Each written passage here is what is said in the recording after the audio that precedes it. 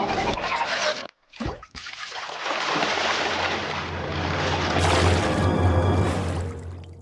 Guys, ఈరోజు అయితే మనం యూనిక్ గేమర్ రాజన్నని కలుస్తున్నాం.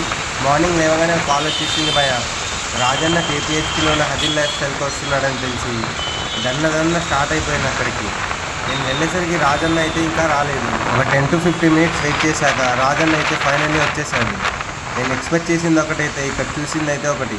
చాలా సింపుల్ అండ్ ఫ్రీ మైండెడ్గా ఉన్నాడన్న.